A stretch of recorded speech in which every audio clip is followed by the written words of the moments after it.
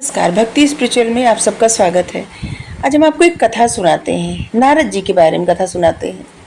पूर्व कल्प में नारद जी उग्बरहर नाम के गंधर्व थे। ऐसे कहते हैं कि उनकी 60 पत्नियां थी जो बहुत रूपवान थी, बहुत खूबसूरत थी, और जिसकी वजह से वो हमेशा उन्हीं पत्नियों से घिरे रहते थे।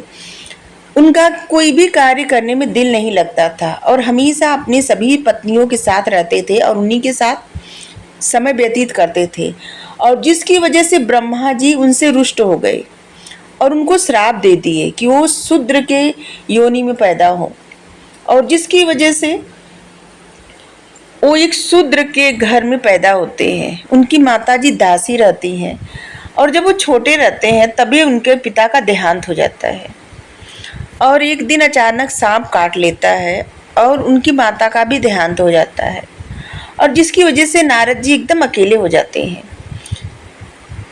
उनकी अवस्था उस समय मात्र 5 साल की थी। वो 5 वर्ष के थे जब उनकी माता जी का देहांत हुआ था। एक दिन चतुर्मास के समय सभी संत आए थे उनके गांव में, ढेर सारे संत आए थे, और नारद जी उनकी खूब सेवा की, और उनकी सेवा दिन रात करते रहते थे सभी संतों की, और एकदम मन लगा के सेवा करते थे। ऐसे नहीं कि जैसे उनको भार लग रहा है या बुरा लग रहा है, नहीं, जैसे उनको लगता था ना कि उनकी जिम्मेदारी है, और वो जो भी काम सौंपते थे, संत जन कुछ कहते उससे पहले ही नारद जी वो कार्य करने का प्रयास करते थे, और उन्होंने खूब सेवा की। संतों की ऐसी कृपा मिली उनको कि उन्हें ज्ञान प्राप्त हुआ, और फिर समय आने पर वो ये शरीर छोड़ के 5 भौतिक शरीर में मतलब छोड़ गए इस संसार में, और चले गए, मतलब पंच तत्वों में विलीन हो गए। शूद्र का जन्म मतलब वो पंच तत्वों में विलीन हो गए, फिर समाप्त हो गया, और इसके बाद फिर वो ब्रह्मा जी के मानस पुत्र हुए, अवतीर्ण हुए।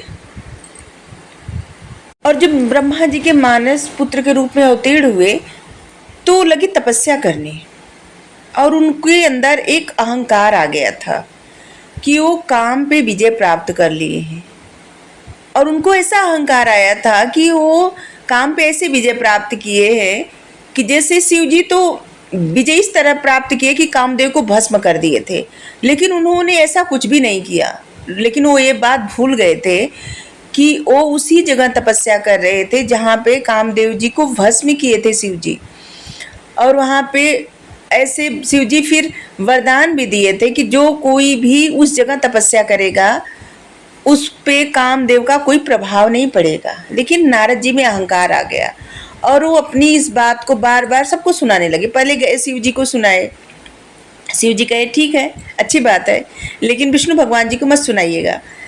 लेकिन फिर गए ब्रह्मा जी के पास, उन्होंने भी तारीफ की और कहे कि विष्णु भगवान जी को मत सुनाइएगा। तो उनको लगा कि मतलब उनकी सराहना हो रही है, इतना अच्छा काम किया है, अब इन लोगों को जैसे जलन हो रही है। उनको ऐसा भाव आया, और जाके वो विष्णु भगवान जी को सुना दिए, और जिससे एक कथा बनती है। एक कथा हम अपलोड किए हैं इस चैनल पे, आप सुनिएगा, आपको अच्छा लगेगा।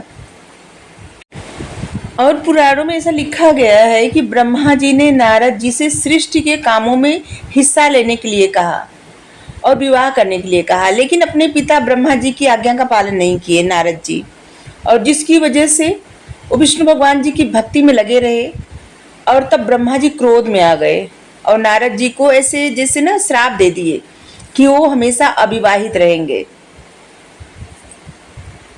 और जब नारद जयंती आती है तो उस दिन भगवान विष्णु के लक्ष्मी माता का पूजन किया जाता है, और नारद जी की भी पूजा की जाती है, और इस दिन गीता और दुर्गा सप्तशती का पाठ भी किया जाता है, और इस दिन भगवान विष्णु के मंदिर में श्री कृष्ण भगवान जी को बांसुरी भी भेंट की जाती है, अन्न वस्त्र दान किया जाता है। ये नारद जयंती पे ऐसा होता है। तो आज के लिए इतना ही। Thank you. राधे राधे।